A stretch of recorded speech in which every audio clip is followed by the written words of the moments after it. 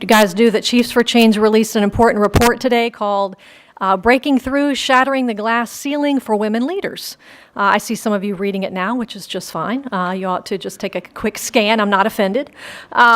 And I'll give you the 3 quick points. I do a little research minute for Fordham, so I'm good at summarizing things quickly. But here are your 3 points in your brochure. 1, the report finds that our schools are increasingly diverse, that women make up a large majority of the education workforce, yet the superintendency remains mostly white and male. So about fewer than 1/3 of district superintendents are women, which was actually news to me when I read it. So good factoid to know. That pattern holds all the way through to the superintendent's cabinet, meaning there are a majority of women in the superintendent's cabinet as well. But there's a cliff that sort of women fall off before reaching that -- 1 top job. And so that's what we're here to discuss today, the solutions to that sort of chasm that women are facing. So I guess just quickly, the part that I want to reiterate is that this is an event not about problems that can't be solved. I think that what we're seeing is that, again, women are on the precipice of these top district jobs, but more of them need to make it over that chasm. And we're going to talk today about actionable strategies that can be taken to get us there. We're going to hear from real people who have actually benefited from some of these strategies. And these strategies made all the difference in their lives. So we're going to hear a little bit about that. So I just want to say we should be hopeful. We're going to hear a lot about the problem, but I think we're going to hear more about the solutions today, which is key.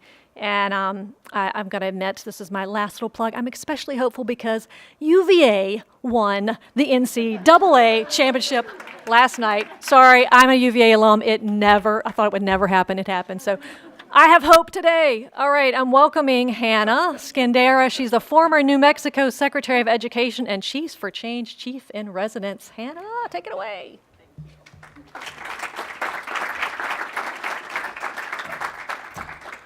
Well, welcome. We are thrilled you're here and excited about today. It's long in coming. I've already been introduced, so I'm going to skip that part. And I just want to acknowledge our up-and-coming leaders in the Chiefs for Change Future Chiefs program. Would you stand?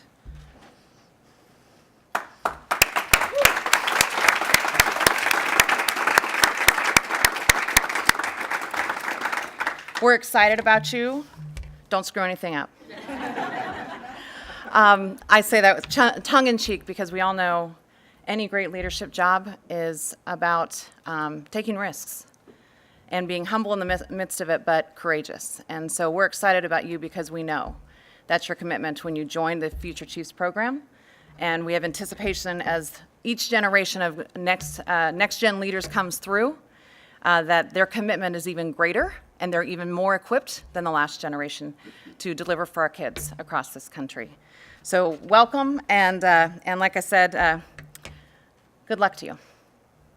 I am excited about today because about a year ago, I had a conversation with Julia Raphael Baer, the CEO of Chiefs for Change, and it was about this idea that we had a Future Chiefs program that was raising up next generation leaders, but there was something happening for our women when they hit the opportunity or lack of opportunity to rise to the next level, particularly when it comes to leadership in the superintendent or state chief role. We saw 75% of our teachers are women, and we saw them going through the different ranks and steps and challenges and then kind of hitting up against something. And we started to ask the question, is there something we can do about this?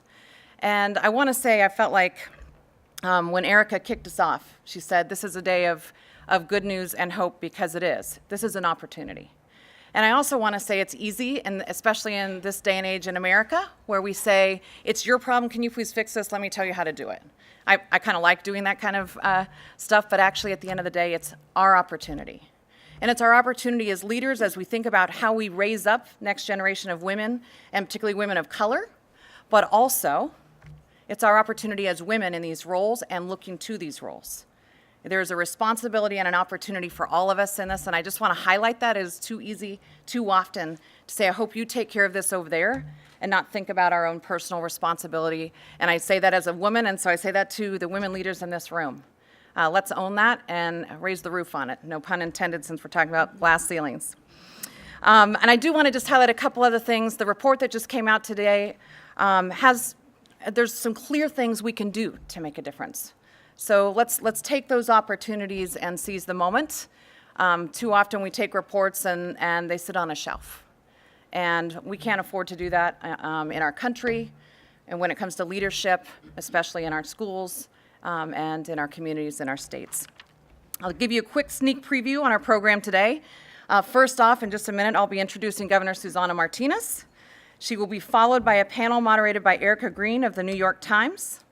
Then a TED-style talk from Kendra Ferguson, CEO of KIPP, Memphis, and closing remarks from Kunjan Narchana, CEO of the Louisiana Recovery School District. And Erica, I didn't do you justice. She is with the New York Times, so it'll be fun to hear and her push and pull from her perspective as well. With that, I will kick off this time, and it is my sheer privilege, might be slight emotion in this introduction, to welcome Governor Susana Martinez to the stage. She is, in my opinion, one of few governors who took a stand as the first female Hispanic governor in this country, and she took a stand for the kids in New Mexico like I've never seen before. I was a political liability, if you hadn't heard. It took me 4 years to get Senate confirmed. She didn't care. She said, we are going all the way, because it isn't about us and all the crap that comes sometimes with being a female, being a leader, and just being in education as a leader. Our mission is too great, and we cannot lose sight of that. And I might happen to know a few exciting highlights of her career as the governor in New Mexico. Graduation rates, she first of all raised the standard on grad rates, and then saw a 10 percentage point improvement in grad rates, a 17 percentage point drop in remediation rates for our students going from high school to college, the highest growth for our Native American students in reading, 8.2 percentage points, a doubling when it comes to AP offerings and success, a 5-time increase in pre-K. I could go on. A little fired up. She was awesome, and she still is. And we have the privilege of hearing from Governor Susana Martinez today. I get to interview her, so come on up.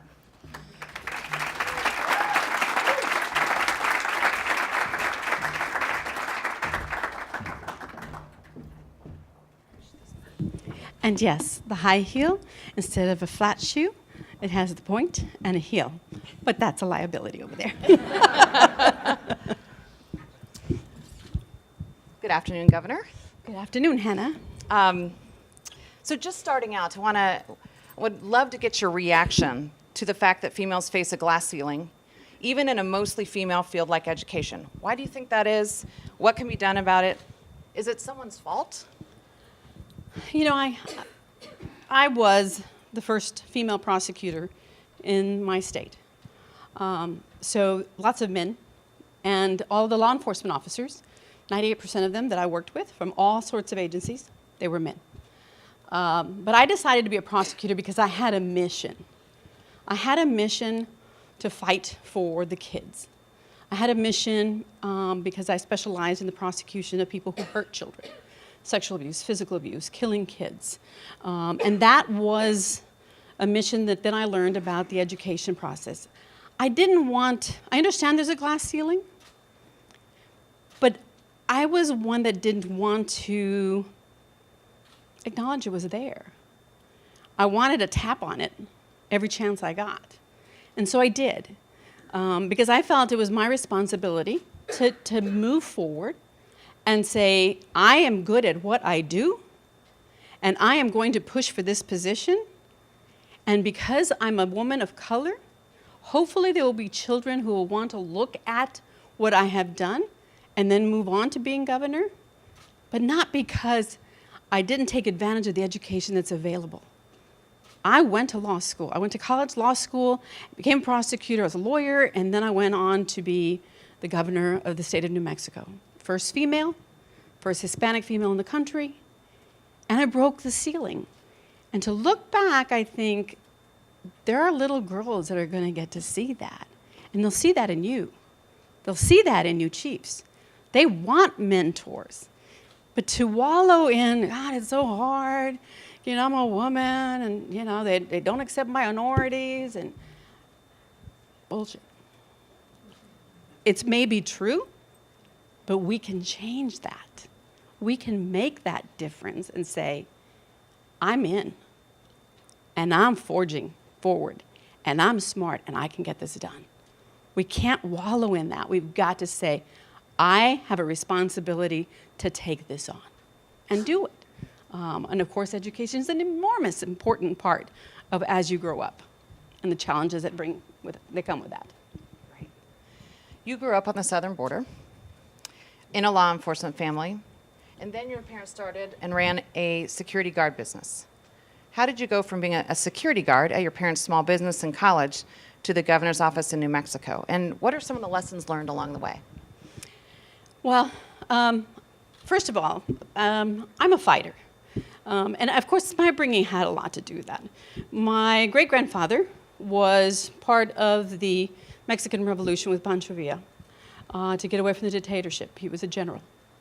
And my dad was a Golden Gloves champion for Texas 3 years in a row and was a Marine. And my mother, who is my shining star, and really formed me because she has a high school education. She worked all of her life, raised 3 children, and one who has a disability. So I've always believed that children, all children, can learn. Every single one, including my disabled sister, who is developmentally delayed. And so I come from that background, and then I became a security guard because my parents all of a sudden decided they were going to have a business when we didn't even have a savings account. Freaked me out. And I said, all right, Dad, you know about kind of how investment has to happen? So, of course, the 3 free employees were my mother, my father, and me. I wore a uniform and a gun legally in Texas at the age of 18 and was a security guard of the Catholic church bingos and the parking lots to make sure nobody's breaking in to those cars. And so to put that uniform on, not a big deal. Get out there, do it, be strong, and have it, just do it. That business grew to 125 employees in 3 states. But they had the fortitude. My mother held the purse strings, make sure there was money every time to make payroll. And I turned that over to then being governor. There are challenges all along. There isn't a single challenge or a single moment. There will be challenges all along the way. And it's how you really have an attitude and how you face them. And the lessons are, don't think there's going to be one defining moment or one challenging moment that you overcome and then you're there. They're constant and they'll come all the time.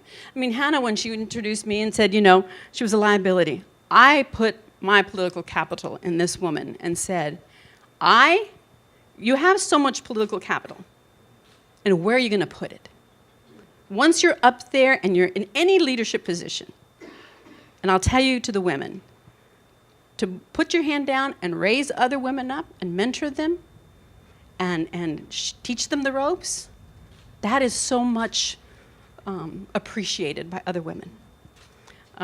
But I feel that my political capital was in the right place because we both believed in kids.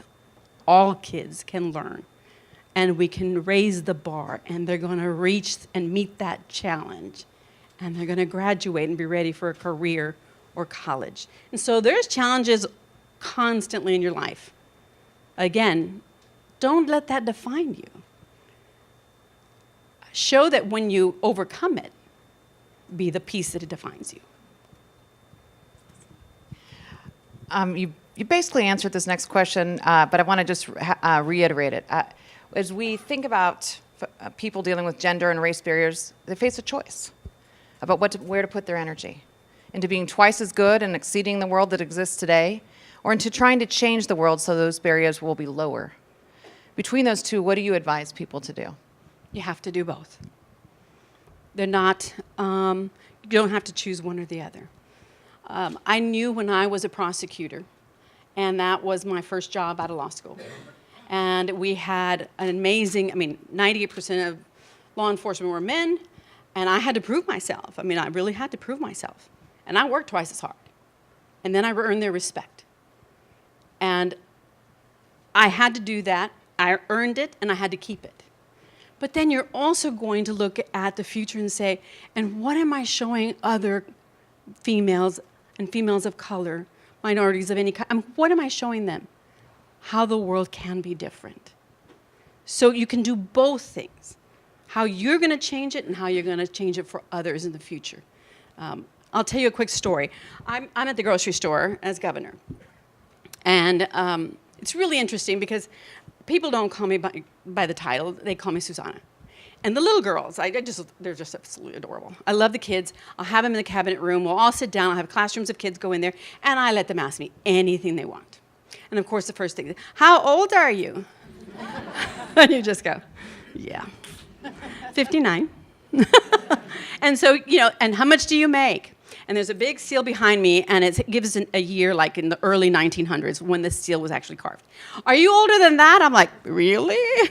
That's early 1900s. But they get to ask questions about anything. So I'm at the grocery store, just like anybody else, pushing my little cart, and I could hear the little girls at the end of the aisle. And they're going, is that Susana? Susana, is that Susana? I don't know. And I can hear them, and then I turn around, I'm like, and they run over and like, Susana. And they knew me, and they were about 8, 9, or 10. And I wondered, why do you know me? I mean, they're 8, 9, or 10. I mean, they're playing soccer, they're doing homework, they're going to school, they're doing all the family stuff. But they did. And that's when you absolutely can't deny that you're a role model. And how you do things matters. And for educators, putting your customer, and that's a horrible way to put it, but putting kids first, everything else falls into place. Everything else falls into place. You'll have amazing teachers and amazing leadership around you and amazing mentoring that goes on. You can do both things. But always, always remember, kids come first and the rest will follow. As a woman in leadership, what if you were going to say what your secret sauce is? What's the thing or things that make a big difference? What gave you the vision for being a governor and staying the course and putting your political capital in the perfect place, obviously? What do you think that is? Well, first and foremost, I think acknowledging that education is what gives people opportunities to succeed. All children of all colors, all ages. That is where it begins. It was huge in my family because my parents didn't have a college education. And so it was big for me, and I went to law school. And in law school, I learned some amazing skills.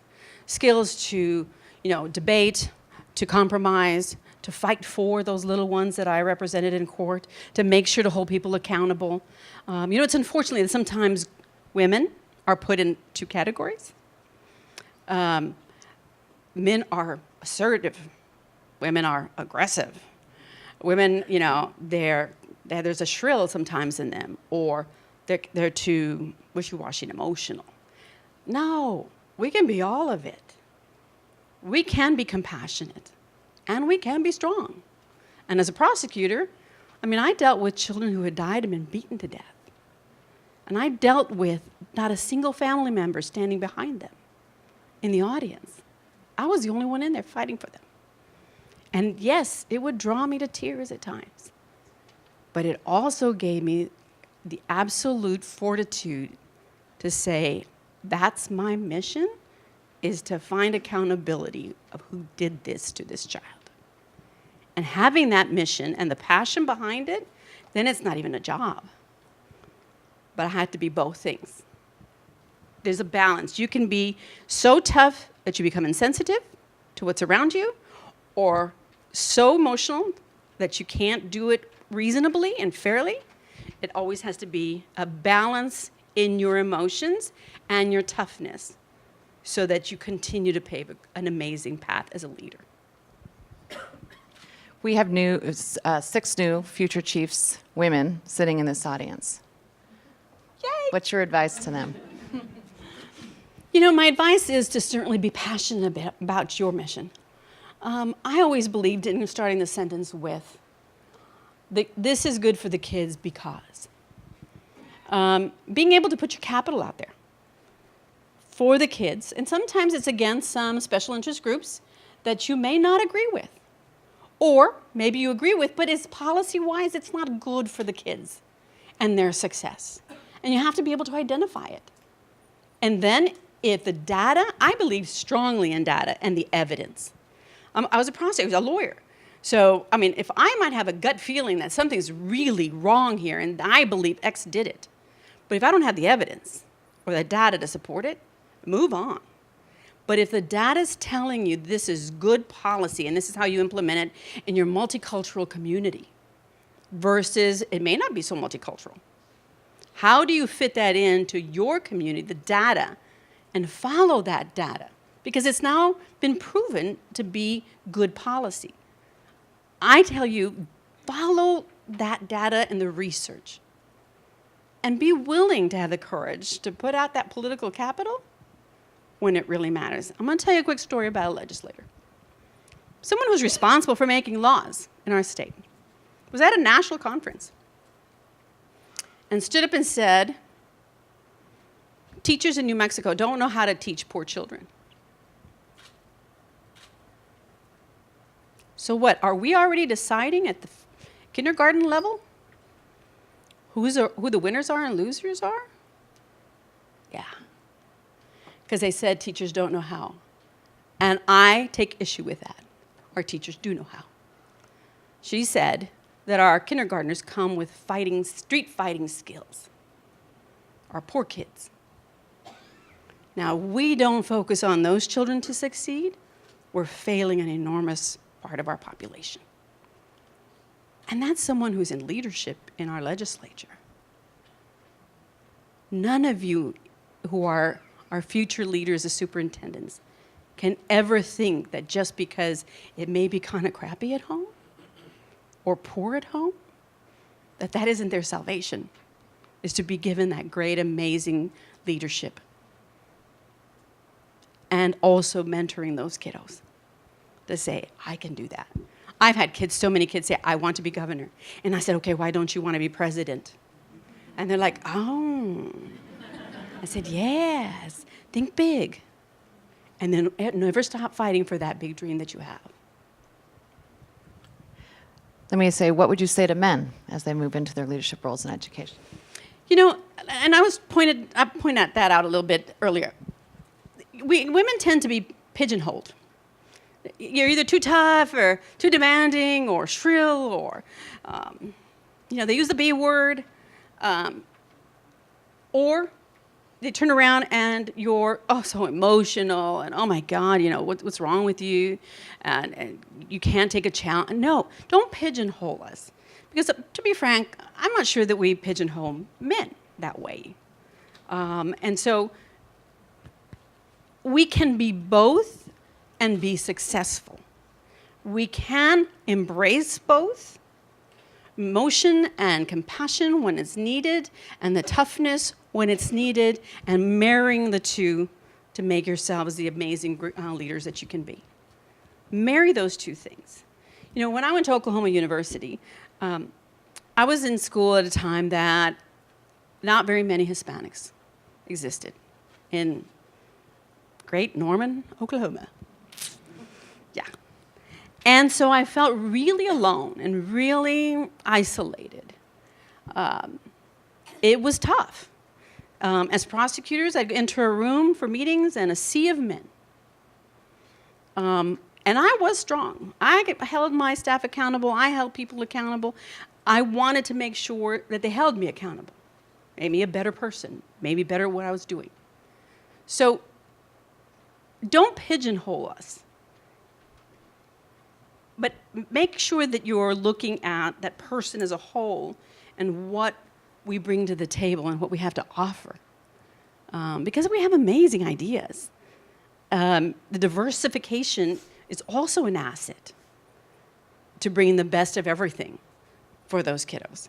And so I praise the women that are here, and the fact that you're willing to put yourself out there and say, watch this, watch the numbers change, watch me follow the data, watch me make a difference. Thank you, Governor. Please join me in thanking Governor Martinez for joining us.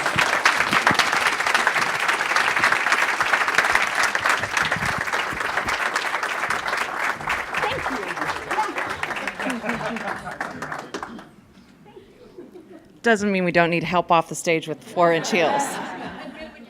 That's right. I just want to reflect for a minute that we just got to hear from our nation's first female Hispanic governor. And I think we heard it's a both and, not an either or. Own our opportunities as women and push, whether you're a man or a woman, to raise up the next generation and invest in them with intentionality. The report that Chiefs for Change released said the same thing. We've got to be intentional. Without intentionality and leadership, we lose focus and we don't deliver on the things we say are most important. The one thing I forgot to mention, you have responsibilities in this role, and I missed one. And when we launched at Chiefs for Change, the desire to have a report and kind of learn more about this and how do we close these gaps and really push, we did it because in our Chiefs for Change program, I think I mentioned we were seeing a gap between men who were entering superintendencies and chiefs jobs and women. And by the way, we had equal men and women participating in our Chiefs for Change program, but we weren't seeing the same jump into leadership positions. A year ago, we launched an intentional program for women aspiring women leaders in leadership positions that wanted to go to the next level.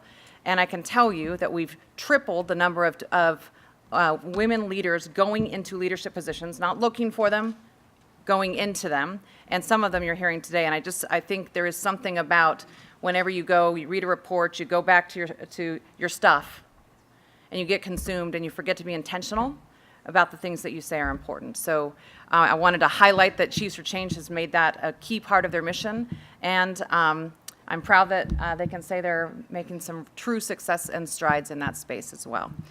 With that, it is my privilege to introduce a panel. Erica Green, Education Policy Correspondent for the New York Times, will be leading a conversation about today's challenges and what it will take to really move the needle on this. She'll be joined by Susana Cordova, one of those future chiefs who's now an awesome chief in my home city, Denver, truly leading the charge. She is also a Chiefs for Change member and alumni of the Future Chiefs cohort number 2. She has truly made the journey to the top with her effort and her excellence. Bill Hite, Superintendent of the School District of Philadelphia and Chiefs for Change member, who can offer perspective on how the system works and what it means to be an ally. I had a conversation with him in advance of today, and his commitment to seeing women in leadership roles, and he literally was able to walk down a list of those he had invested in partnership with them and where they are today, so really excited. Molly Mitchell, President and founder of the K-12 Search Group, who knows as well as anyone in this country the pivotal role that recruiters play in this process. And Nella Domenici, former Chief Financial Officer for Bridgewater Associates, I have to say a dear friend of mine as well, and made incredible investments in ed reform in New Mexico. And she has led top levels of the private sector in traditionally very male-dominated roles, finance sector, while also seeing firsthand the realities that women face in the political arena. So join me in welcoming Erica and this incredible panel up here on stage. Sorry to have my back to you. Okay, welcome. Look forward to this conversation. I am going to jump right in. And I want to first start and open it up generally to what resonated most with you from what we read in the report. I have lots of thoughts, but the statistics were certainly staggering, but really what struck me were the experiences shared by those who had obviously been interviewed for the report, from being recruited through and as they journey through the pipeline. So, Bo, we can start with you. Or not, Susana. So about the report? Sure, yeah. So first of all, thanks. And thanks for being here. Thanks for the incredible panel. Governor, thank you for the tremendous conversation. The thing that resonated with me in the report was, and it helps me think about and be reflective about our situation in Philadelphia. And it was all about how do we become more intentional about creating conditions that actually support women in leadership, and not waiting until women get to leadership to provide that support, but instead actually creating the conditions and circumstances so they will have the opportunity not just to experience the roles in leadership, but to be successful at that experience. And so that's one of the things that resonated with me in the report. And our circumstances in Philadelphia are a little different in terms of the number of individuals who lead schools. 1 out of every 2 are minorities or women. And so we have a lot of individuals who are in that role already. But then every time I talk about them going beyond the leadership, it becomes a statement about, oh no, I don't want to do what you do. I don't want to have to put up with what you put up with. And so I have to think more about how do we create opportunities for them to experience and see the successful side of that, not just the hard side. And how do we become much more intentional about that work as an organization? Ella? There were 2 or 3 things that stood out to me. One, I think it was on page 13, and it's a little tiny paragraph. Oh, you know what? First, I want to thank you. I'm sorry. Me? And Hannah and Governor, thank you for speaking and inviting me. No, but on page 13, there's a little teeny paragraph, and it talks about the need to have a system where we can help women who leave the workforce get back into the workforce. And I'm in finance, as you may have remembered from earlier, and this phenomena of women leaving law firms and women leaving finance and women leaving education jobs to be home with their children often for 4, 5, 6, 7, 8, 9 years has created in my mind one of the largest pools of possible employment here in America. And it's so undertapped. And these women often get depressed and they're unhappy, but they were brilliant, just yesterday, and they lose confidence. And so I think across all sectors, education in all sectors, it's really incumbent upon us to acknowledge that there are many, many women sort of like between age 36 and 50 who have left the workforce, and they're treasures and gold mines, and figure out how we can really bring them back. Holly? Thanks. So my first reaction was, ugh, really? This is bad news. But not surprising. And certainly I was mentioning to a friend that I was doing this, and she said, is it really different than any other industry? It isn't. I mean, we are, underrepresented across the board. But what's startling is, as the report points out, so many of the entry level to this field is dominated by women. So it's pretty startling in that regard. So my second thought was, as an executive recruiter, what am I on the hook for? Sort of a reflection and a quick calculation in my mind.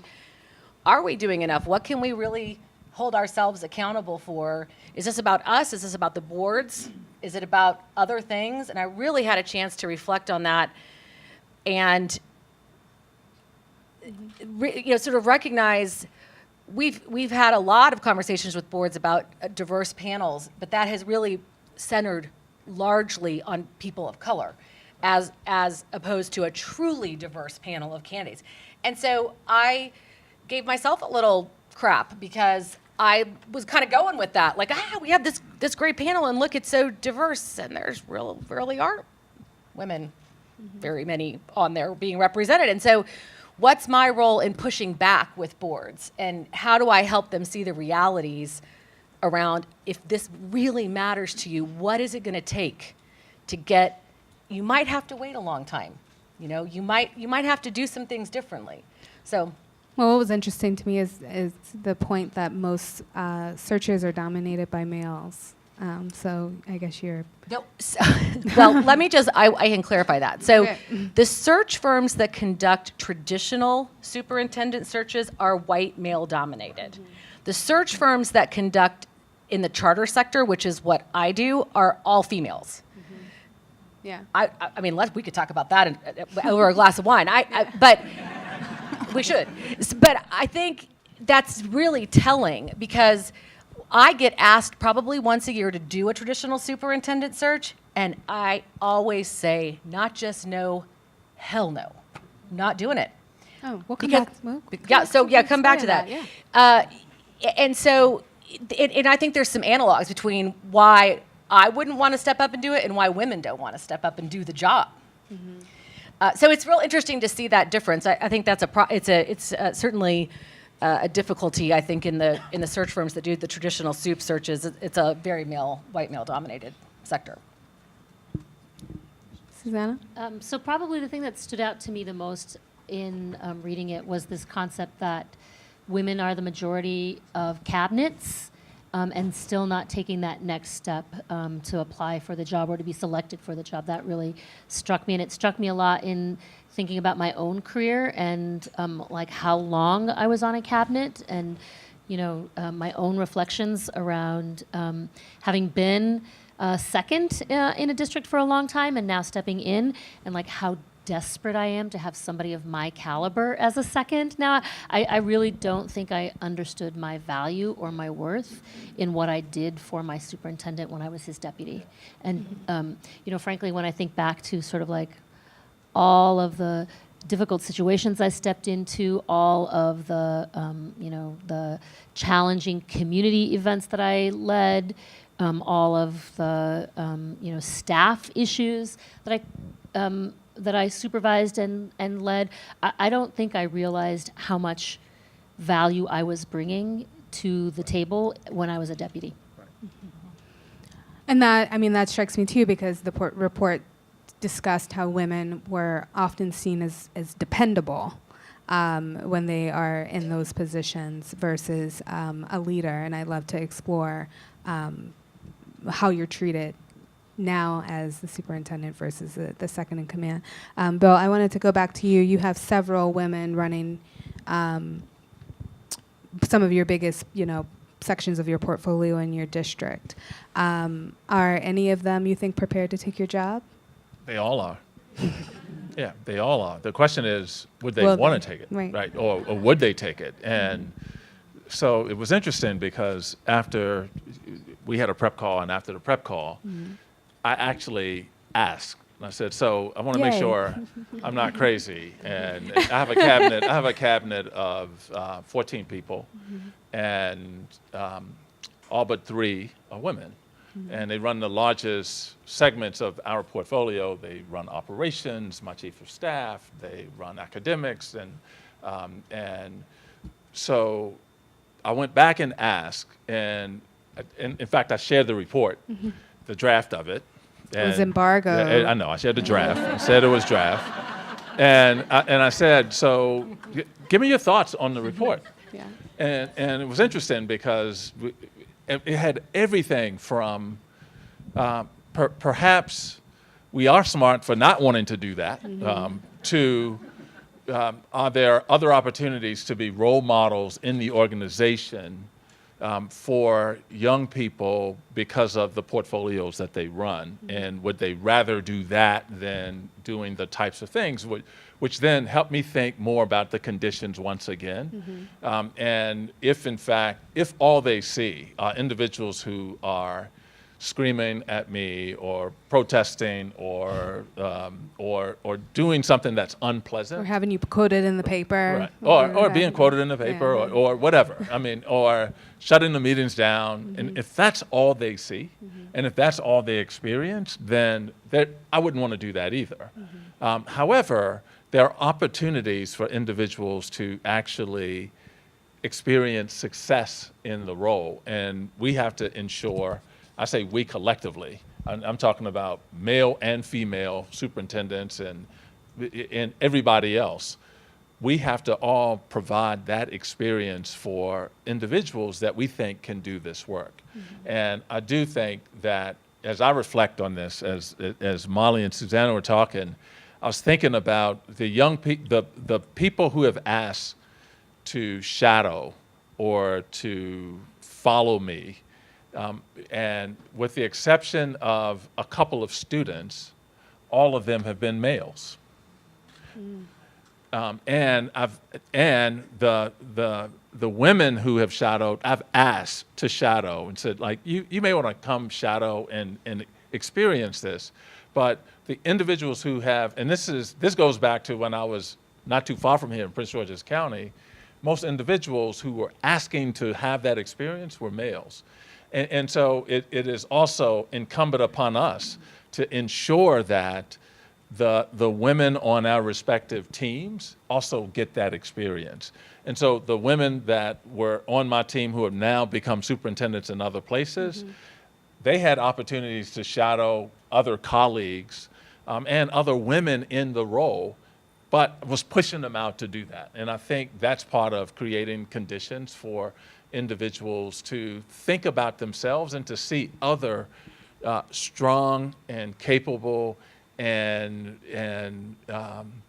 individuals who have a lot of courage to actually make the hard decisions, as the governor was talking about, to see them in that role, I think is so critically important. And, those who don't have an opportunity or choose not to shadow and see this job in real life usually see it on paper, Molly. And, from how job descriptions are crafted, who's around the table and who they're going to have to come before to interview for the job, and who they're going to have to please.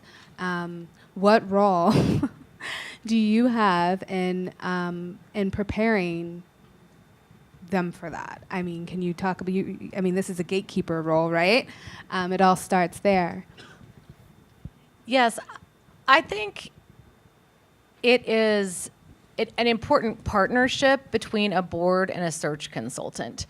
There was something in the report that said boards must demand to have a panel of diverse candidates.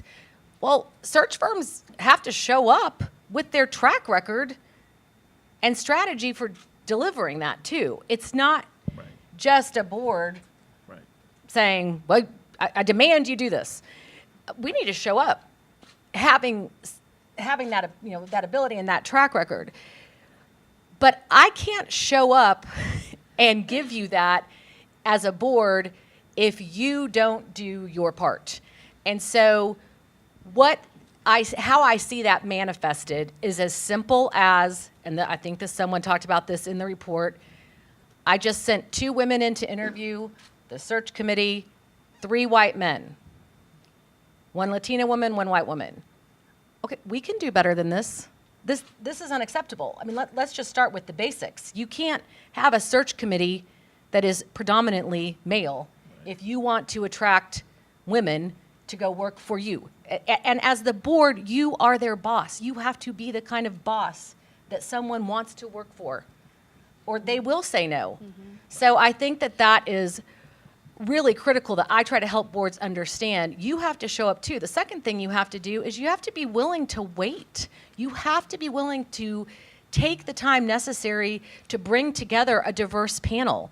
And if you find yourself in a situation where you are desperate for a new leader of your organization, you are going to make a desperate choice, and desperation is a horrible hiring strategy. Horrible. Take that one, write that one down. Yes. It's terrible. So I don't want them to be in a place where they're desperate. So when I work with boards, I say to them, you need to have a plan B right now. You need an interim. If we can't fill this role in 6 months, you better have a plan B. Someone on your board's got to step up. Someone in your cabinet's got to step up, because I don't want to be responsible for you all making a decision out of desperation. And when you reach out to candidates, we reach out to candidates. Yeah. That's correct. Can you shed any light on whether there is anything, any differences you see or hear or experience when you reach out to male versus female candidates? I think this was very much named in the report. Bill just kind of talked about this too. I mean, do I really want this job? What I see is a high degree of public scrutiny in this role. That's what I see, because it's in the news. That's why I don't take on the searches. I don't want to be in the news. I don't want my face in the paper. I don't want to sit and facilitate a town hall full of candidates with a bunch of parents who are ticked off about the last person that got the job. I don't want to do that. And I will just throw a truth bomb out, and I think most of you women will agree with me. I don't have the privilege of walking into a room and not being first judged for what I look like. And I have learned that that is true from the time I was old enough to understand language. Because you know what people come up and say to little girls? Well, aren't you pretty? You're so cute. Well, okay, do not put me in the public eye then. So it's just, and I don't lack confidence. You've probably figured that out. But it is just not something I'm up for. And you have to have incredibly thick skin to be able to put yourself in that position. And I just, you hear that feedback from women if they're being honest. You hear that. And then, of course, you just hear the stories about the balance between, work and this demanding 24/7 career where if who was talking about the boiler blowing up? Me. Yeah. Yes. Who gets called in the middle of the night? I mean, it's you. Yeah. And it's, I think as women, we carry with us, I think as you said, Nella, on the prep call, a version and narrative of what it means to be a woman. a great mother and a parent and a partner. And it's very hard to fit that job into that narrative. Yes. Yeah, and please, Susanna. if I can just build on that, I want to start by saying I'm very happily married, 25 years. I have a wonderful husband. I have the most ideal conditions to have had the kind of career that I've had. My mother retired when my second child was born, so I have very, very optimal conditions for the kind of career that I've had, and so I know that. And my husband is equally high-powered, travels a lot. My husband does not feel the same sort of obligation or guilt around the time away from the kids that I do. And so I find myself doing things like, my daughter's in high school, she's getting ready to graduate, she was captain of her cheer team, making cheerleading bows at 11 o'clock till 1 a.m. in the morning. Things like that because I feel like I'm a bad mom, I'm not available, and so I'm trying to find other ways to, do what I think I need to be able to do. And I've been really fortunate. My mother has been available, and until my daughter drove, she picked her up and took her to school and brought her home. And so I didn't have to worry about those sort of things. And still, I felt this obligation to, be the perfect mom. It's really challenging. And I know for sure one of the reasons I didn't apply earlier was because I was worried about my ability to be a good mom and give my all to a job. Now, I'd love for you to speak about this as well, because you have quite the journey to motherhood and to the cement ceiling, I'll call it, in your industry. So some of my perspectives are going to be a little different than the ones you've heard, but I feel almost a duty to put them out there, and you all can sort of debate them after this conference. So there's a few key points, and the first one I want to make is that have confidence in yourself that you can be a wonderful mother and have a fulfilling career. And you can have a fulfilling career in a competitive environment where there's lots of difficult, arduous parts about it. And for me personally, almost exactly 25 years ago, I graduated from Harvard Business School, and I went up on stage to get my diploma, and I got an award for being in the top of the class. It's called the Baker Scholar Award. But I also got a silver rattle because I was the first pregnant Baker Scholar. There were only 4 women to begin with, and there hadn't been a pregnant woman up there on stage. Right. But when I was there and pregnant, I knew that was a signal to me that I can be the essence of a woman, and I can compete in what was at that point a very, very male-dominated world, and a very stressful and a very competitive world. And so at that point, I made a calm but very steely, complete determination. I am simply going to spend the next big chunk of my life being a role model for women in one of the fields that's hardest for women to succeed in. And so I was the CFO of one of the biggest hedge funds in the world, one of the most competitive, one of the 7 days a week. I get emails on Christmas Eve. I mean, it's around the clock. Yet I have 2 wonderful children who I actually don't feel any guilt about how I raised them. And what I tried to do, well, first of all, when I made that commitment to be a role model, I wasn't counting on anything changing in the world. I said, part of being a role model is you're just going to have to fight it up this hill, one battle at a time. And I knew, of course, I would try to develop systems for the people behind me, but I was going to fight that battle one hill at a time, whatever the landscape was, whatever the problems were. But I had this theory with my children, and they'll use it to this day. Life is filled with twofers and threefers. And if you look at problems creatively, and I want to pause right there, the only way you can look at problems creatively and the only way you can progress in the truest sense of the word is if you're irreverent about cultural norms. Cultural norms are what holds people back. So you have to clean your mind of cultural norms and ask yourself, what do I really think? So I remember when I was applying to law school, I went to law school before business school, my father said, why are you applying to law school, Nella? Why don't you just marry a grocer and live happily ever after in Albuquerque, New Mexico? And voila, I was very courteous to him. You should be a gracious, irreverent person. And I said, thanks, Dad.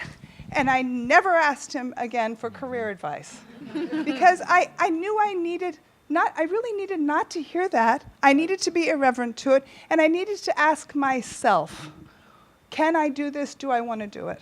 So similarly with raising children, there's no research out there that says unequivocally, it's a 99.9% chance you raise better kids if you're full-time or better kids if you're there 80. There's no data. So it's our job to say what works for me and what works for our kids. And I just want to give you some simple, almost they're sort of crazy and sometimes not examples of twofers. So my daughter is 25, because she was the one I was pregnant with. She speaks 6 languages plus English. When she was 9, I again said, her present is going to be that she's going to be a global citizen, and any help I have in this house will only speak another language to her. They will not speak English. And it actually took enormous discipline to stick to that. She once had an Italian 25-year-old share her bunk bed for 2 years so she could learn Italian, while that woman worked at the Italian embassy. But there were all sorts of creative things like that we did to make the best of this world. There was even a woman named Teresa who had dementia, but she spoke beautiful Spanish, and she used to come on Saturdays so I could do my work, and she would play with my little boy on the floor in all sorts of toys and teach him Spanish. And that was a present to Teresa. Nobody would have ever hired Teresa, and she loved my little boy, and my little boy loved her. So, and everyone thought I was crazy the way I was raising my kids. My son developed a lisp. Everyone thought it was a lisp, but he just spoke Spanish so perfectly that he said the TH in a certain way. And the other mothers would tell me, your son has a speaking problem. You need to really solve this. And I was gracious to them and just moved on. So, but the point here is, I think we need to own freely how we want to raise our kids and own freely what we want to be in life. And even, I'm being honest with you, there are still things today that hold me back from being the person I can. We all have family norms, cultural norms, societal norms. They're in there holding us back. And all the wonderful bills in the world can take you around, but at the end of the day, we own it. Right. And so at the end of the day, I think the only way we're going to break through these glass ceilings continuously is if everyone comes together, including the mother. And Susana, I would love to discuss kind of the scrutiny aspect of this job, and particularly when you're going through the hiring process.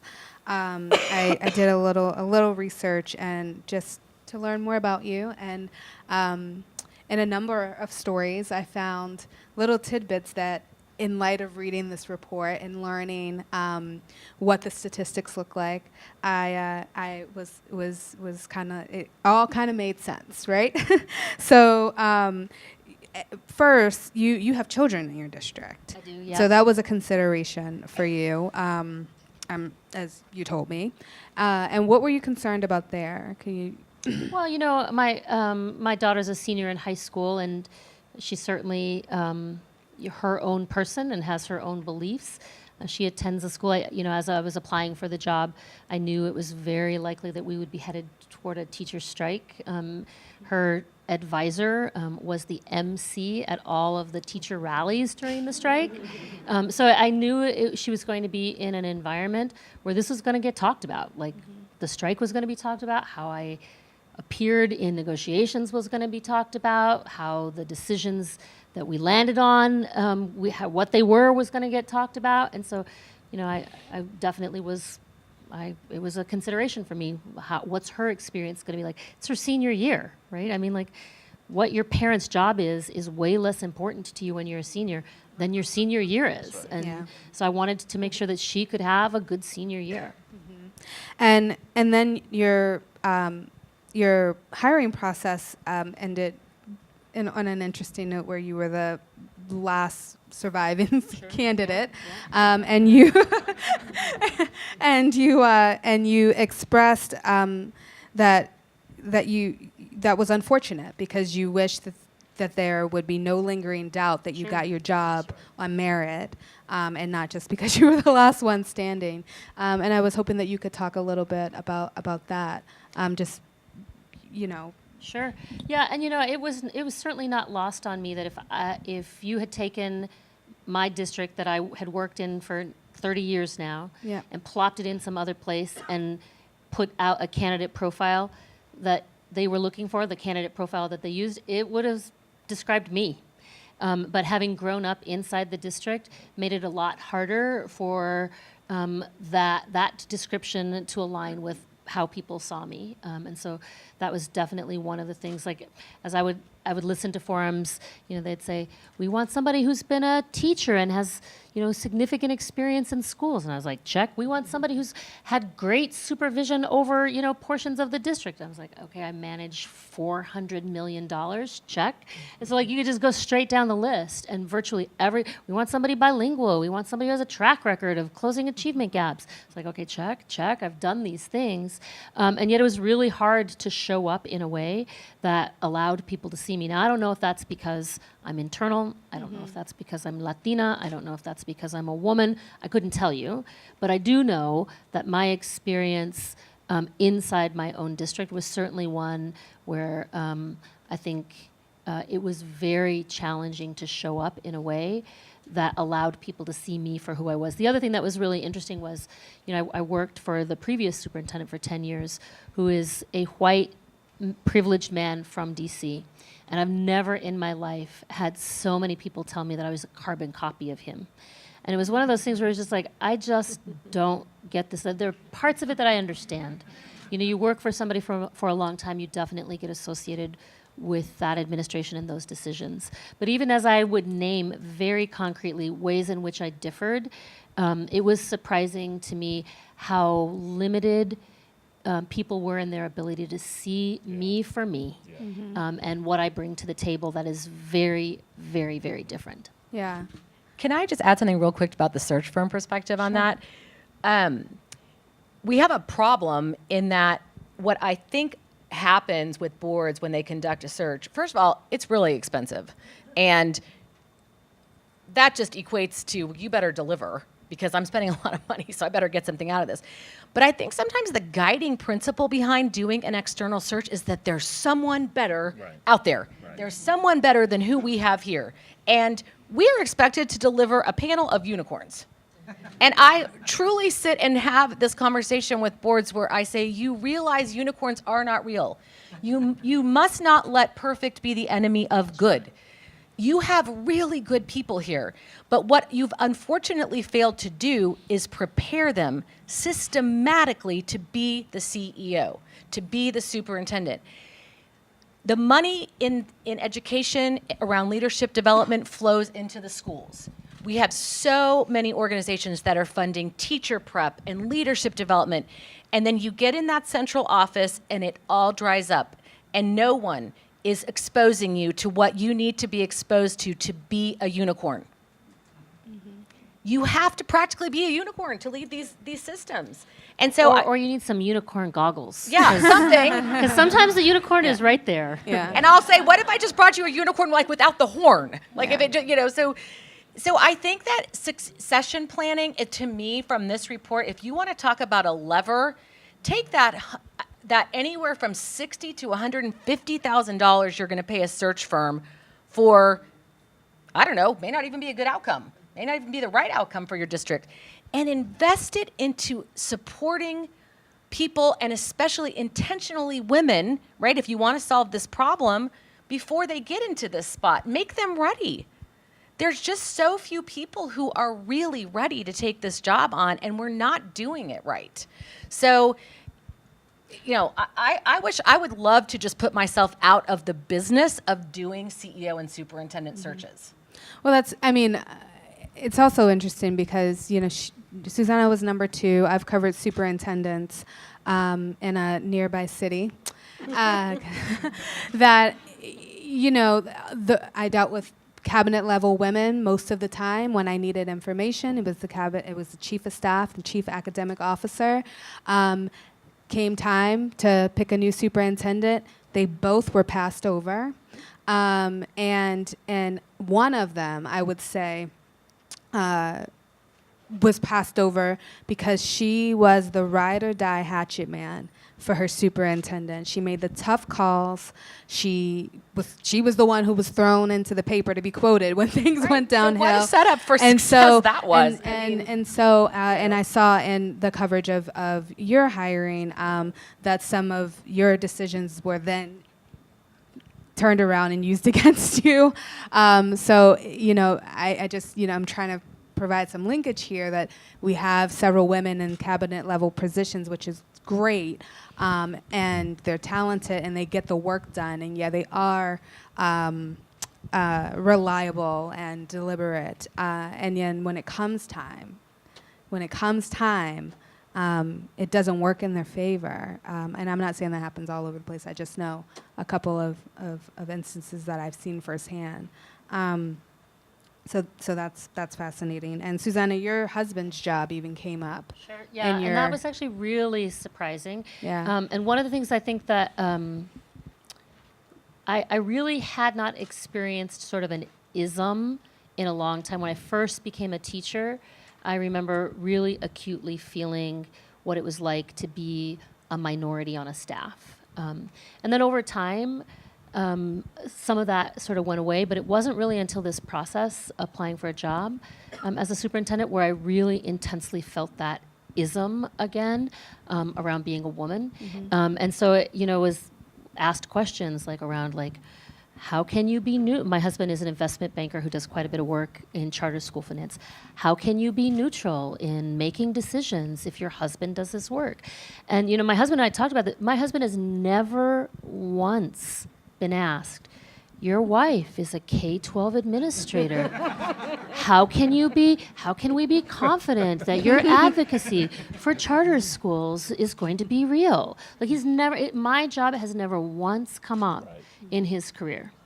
And it was just very blatant, how are you going to be able to make independent decisions on your own if this is what your husband does? And it was sort of well, I have a mind and I can actually consider what my choices are, and he doesn't work with me, and it was really shocking. Yeah. And Nella, I wanted to come back to you because we're talking about identifying talent, fostering it, and encouraging women to go for higher position or the highest positions. And you volunteered. You walked into the room, and I'm sure it was not a volunteer. I'm sure it was a demanded. Can you talk about what prompted you to do that? To mentor young Yeah, women? to mentor young women and to ask for some of the more high-power jobs that you had. Well, and that's sort of two separate things, Yeah. but very, very connected. Sure. But let me go to the second one first, Okay. asking for these jobs, because we are talking about women sort of making it in a step function. You know, how do they jump those, get up in those step functions? And of my last 4 major roles I had, I asked for 3 of them. And the other one I was just recruited by a recruiter who called me for them. And in each situation, I was doing some work for the respective firm, some strategy work, and I had developed a good network, and I had developed confidence, and I was viewed as a flexible person. And I literally just very casually went to who was ever in charge of that role and said, I'd like to have this role. Would you consider me?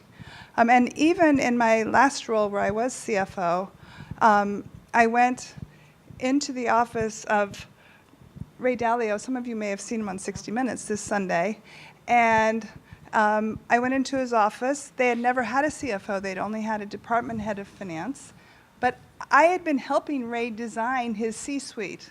And I had been helping him start to think we need a CFO.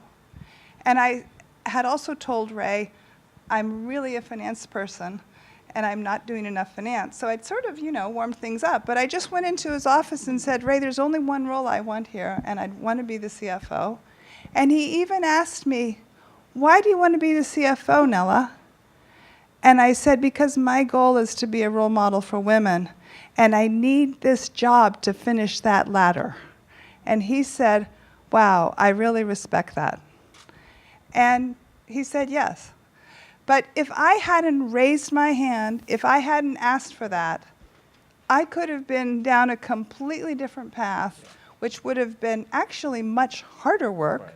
I would have had much less control over my life, and I probably wouldn't have even made it there very long.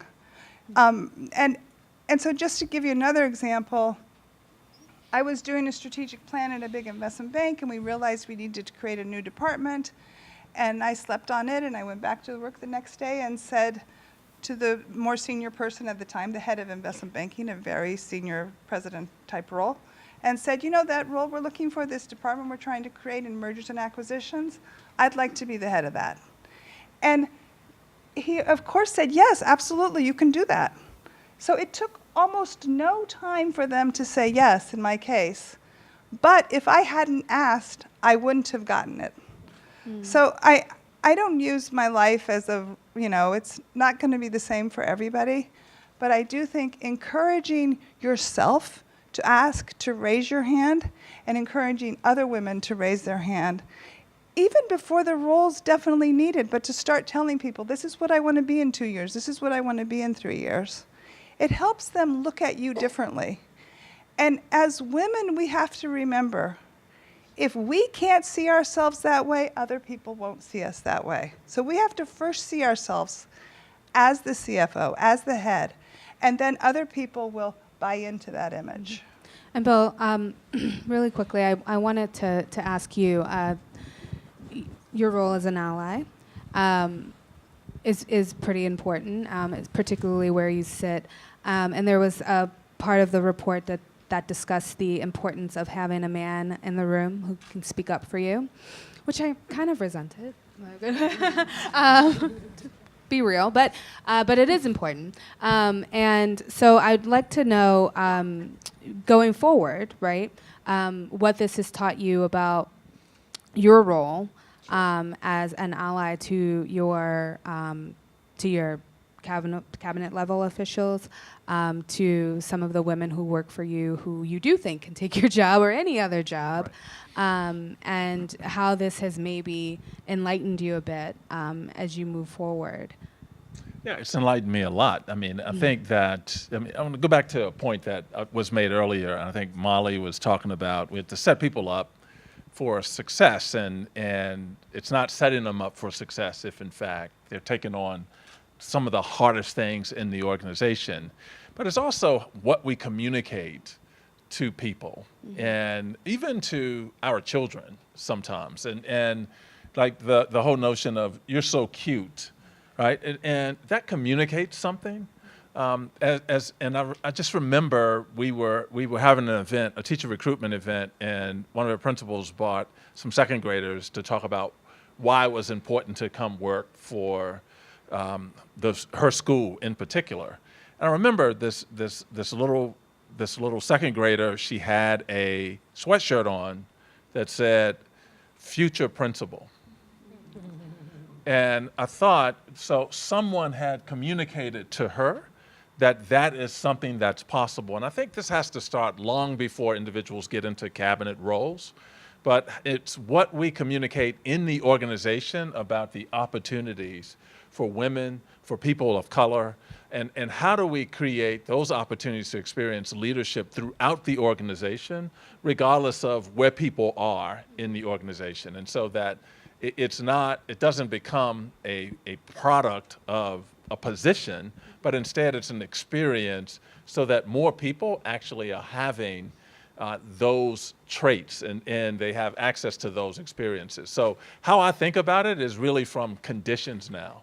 Like, what do I have to do to help the individual who runs my operations and who happens to have small children that she wants to be with?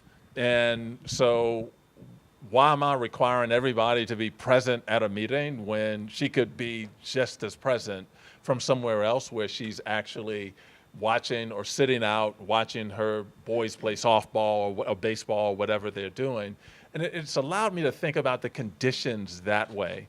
And so that individuals, it does provide some space for individuals to do that work. And back to this whole board point, and I'm not sure what my board would do now if I were to Don't say, call me, just yeah, I'm tell them don't call Molly, and it's a non-member board, and all but two are women, right? And they're high-powered women, but I'm not so sure. When you said that, I thought, I wonder what they would do around this issue, because I hear how they talk about my leadership team and the respect that they have for my leadership team, but I would wonder if they would try to go external.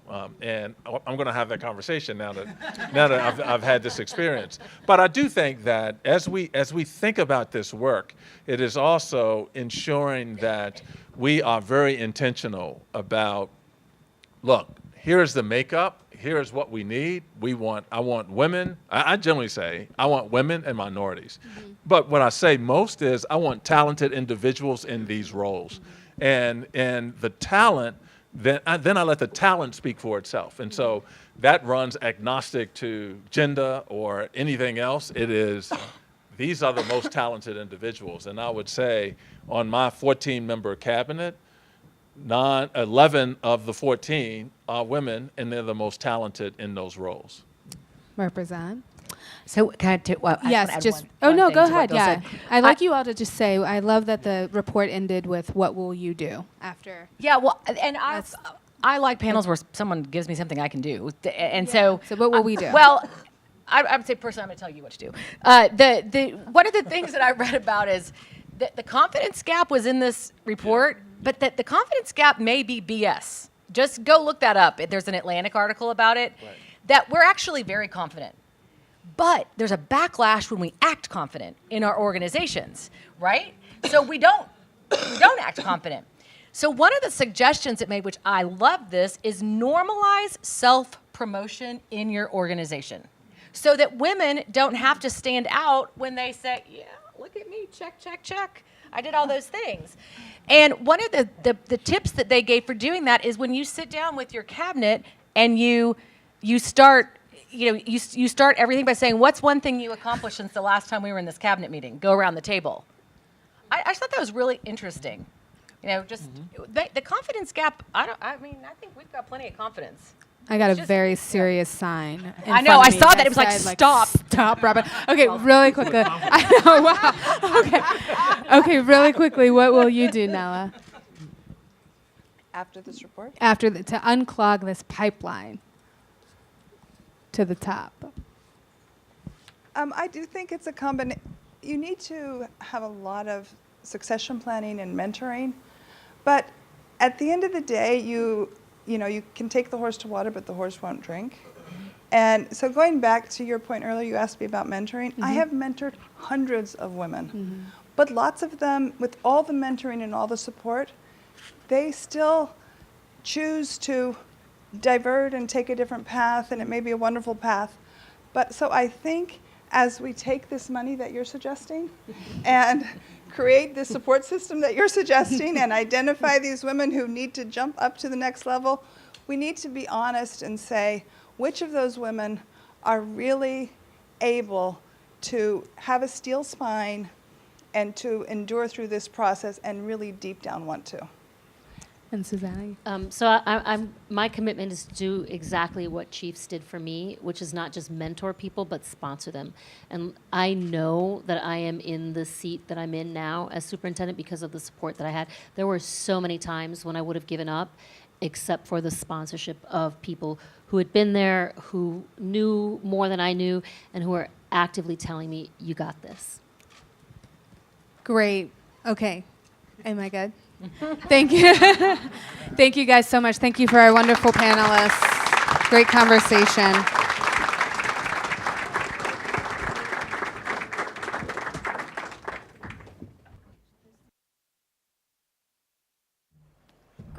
Great panel. If you couldn't remember, be irreverent, just in case you were wondering. There are some truth bombs we heard. I was struck by the tension of the ownership of the opportunities that are being put out there today for all leaders, and but also the push, right? And I felt as I get ready to transition and welcome someone onto the stage, I did want to say one thing.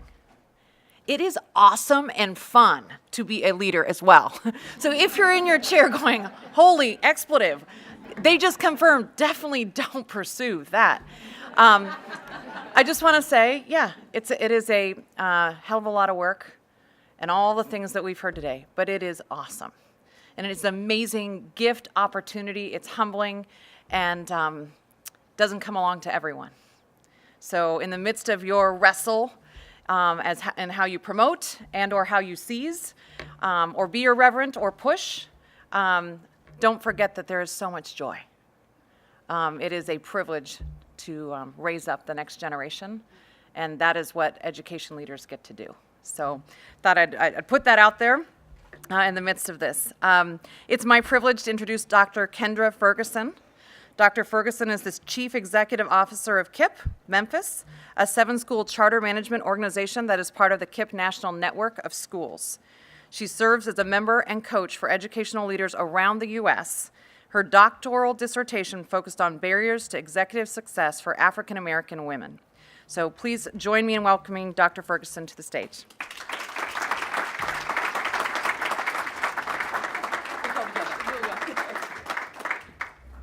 Wow, I couldn't have been set up better. First of all, Molly, I'm taking all the cuteness.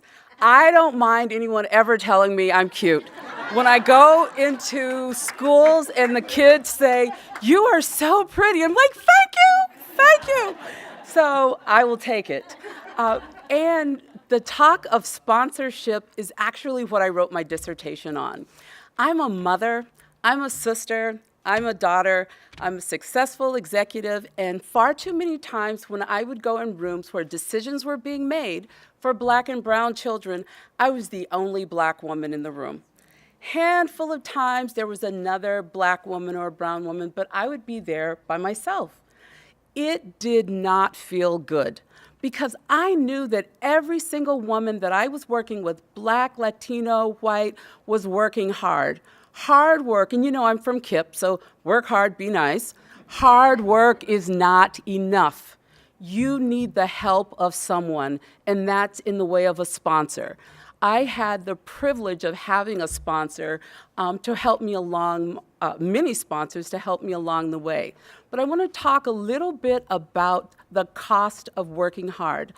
As I mentor, as I speak to women, specifically Black women when they're in the room, I ask them, does anyone here have high blood pressure? Does anyone, and the hands are already going up.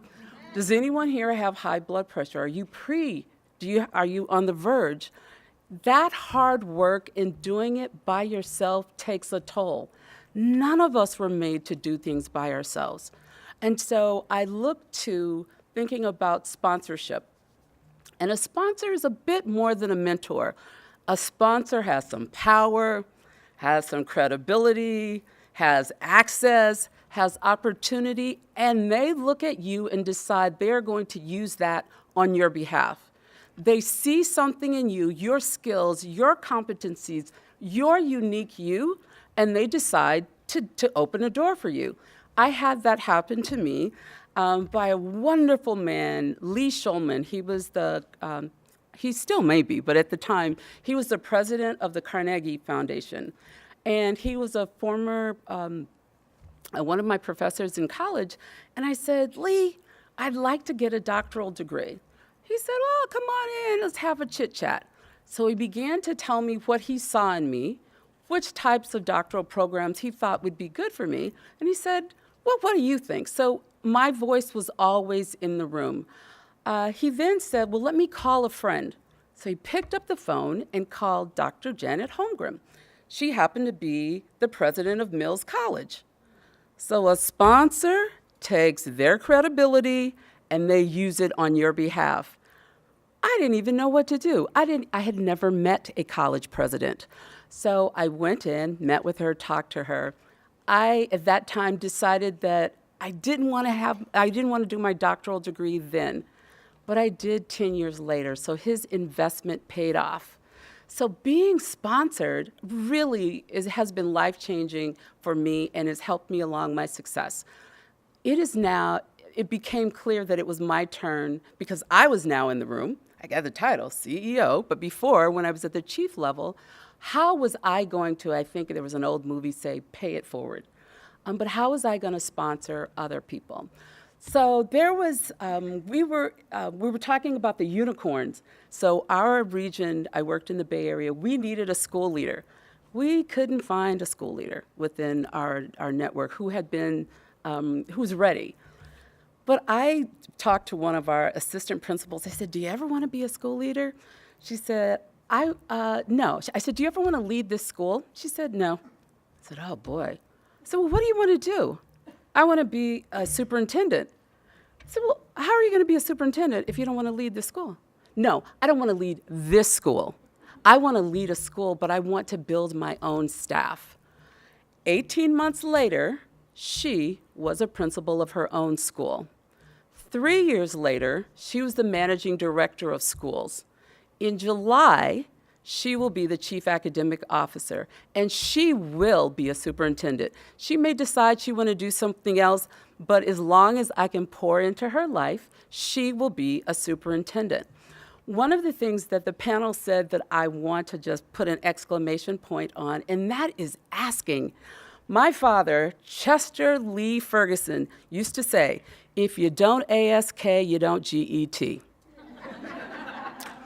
That is the truth. There is no penalty in asking. There's absolutely no penalty in asking. But as I look around the crowd of very distinguished people, there are sponsors here, and there are those who should be sponsored. Get together, lend a hand, help someone up, lift as you climb, because that is your legacy. Hard work is not enough. Help someone. Thank you.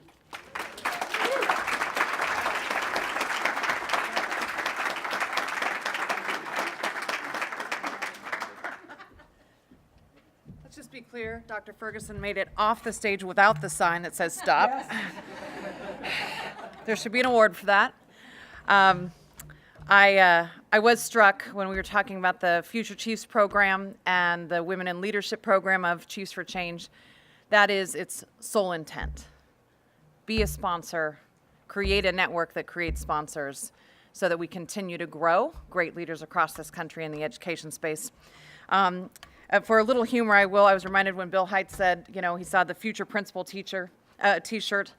I was thinking back to my childhood and reading a book with my dad, and it's about fairy tales and princesses and queens. And he said, you will be a queen someday. Let's be clear, in elementary school, I created a throne.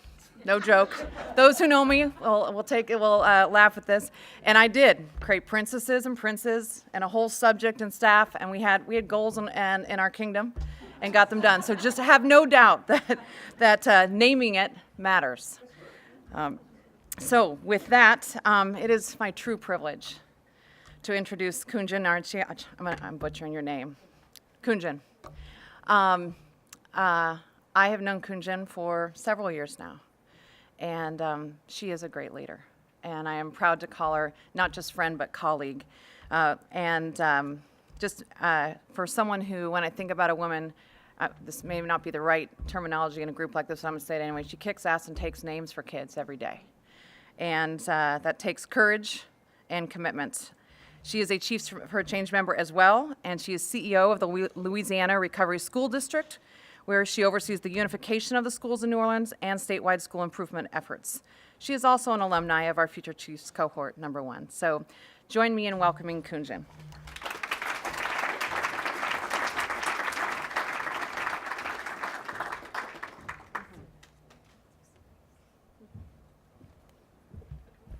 Hi, good evening. That was the kindest introduction I think I've ever had, so thank you. I'm going to tell you a little bit about me, and then I'm going to try to pull out some of the themes that I heard today and what I think that means for me, and maybe, what that might mean for those of you in the audience. I'm an immigrant to this country. I moved here when I was 4 years old, and we did not have very much when we got here. That meant we moved a lot. So I moved so many times that by the time I graduated high school, I'd been to 12 different public schools. And despite that instability, with the help of my family, my teachers, and my mentors, I have created a career that I am proud of. I have taught children. I have risen to the highest ranks of Teach for America, where I led a team of 300 people. I have led the New Orleans school system, which educates 45,000 children every day. And currently, I sit on the executive team of the Louisiana Department of Education, where we think about how to educate 700,000 children every day. And yet, the report put out by Chiefs for Change today suggests that women like me have a really hard time getting the top job. And you've heard why that is from so many of our esteemed speakers before me. But I want to share with you a couple of reasons why that is, grounded in research. I'm going to share with you 4 pieces of data. First, researchers at NYU found that little girls at the age of 6 or 7 associate intellectual ability with males more than females. And that's at age 6. A team in the United Kingdom found that when they asked both men and women to draw a picture of a leader, almost 100% of the time, both men and women draw a picture of a man. Another group of researchers found that the odds of referring a woman to an open position are 38% lower if the job description suggests the position requires intelligence.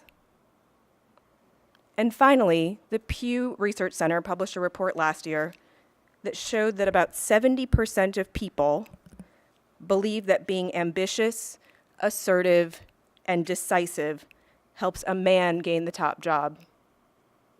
But what do 70% of people believe helps women gain the top job? And Molly beat me to the punch, but it's her attractiveness. The myth that women cannot lead is pervasive in our society, and it is harmful. It is harmful to me. It is harmful to my colleagues. It is harmful to the millions of little girls who do not see people like them leading out front, and it is harmful to a society that otherwise could benefit from more smart people solving our nation's most difficult problems. And now I want to share with you 4 things about how that harm manifests in my life. Last week, a woman said to me, "Gosh, we really need to find you a CEO. You get a whole lot done. You're the ideal number 2. Today, I had a man attempt to hold a conversation with me, but he spent more time looking at my chest than looking in my eyes. Last week, I had a man squeeze my shoulder, call me sweetheart, in order to divert a conversation about something problematic happening in his organization. And 2 weeks ago, I had a woman who knows my work publicly, who knows my work publicly, credit a man who did not correct her in the moment, but in private later told me I knew I was getting credit for your work. This is not my story alone. This is the story of my friends, my colleagues, and the women in your workplace. But please do not be mistaken. It's not, I can stand up here in front of you today and sort of shake off what I encounter on a daily basis, but day after day, year after year of these experiences is grating. It makes it hard for me to do my job right now, and it makes it hard for me to envision myself as a leader in the future. The effort it takes to think about how to navigate each of these situations could be better spent thinking about how to get more children to read in America. But also, don't mistake what I am saying as wallowing in despair or in pity. I am not wallowing. I wake up every day and come to work to ensure that public education in this country delivers on its promise to its children. And I know that the other women I work for do the same. But we do not do it alone, and we cannot do it alone. And I think that's what you heard in what Kendra said. I think that's what you heard in what the panelists said, and I will reiterate that point.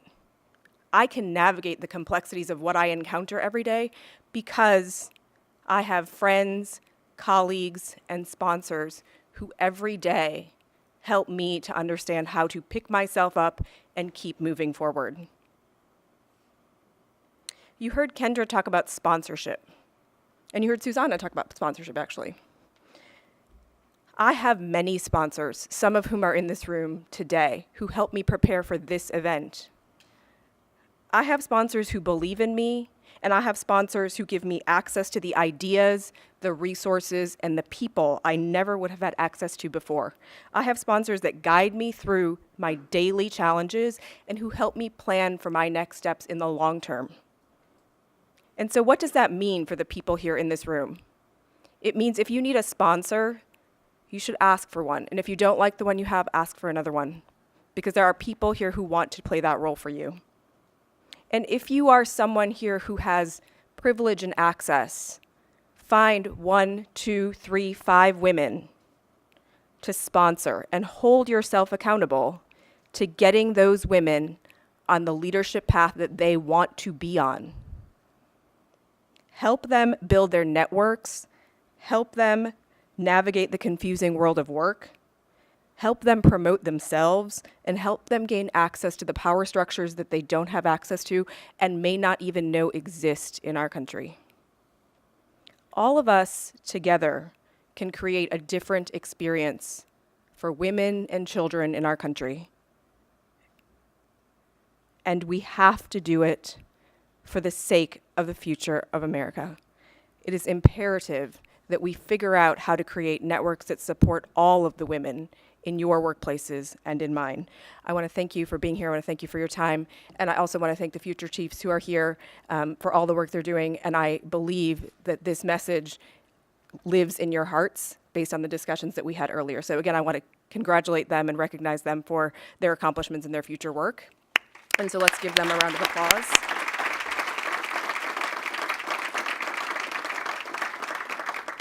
And again, I want to thank our sponsors who have come from near and far to be with us and to sponsor this event. They're many of them dear friends and colleagues of mine, so thank you.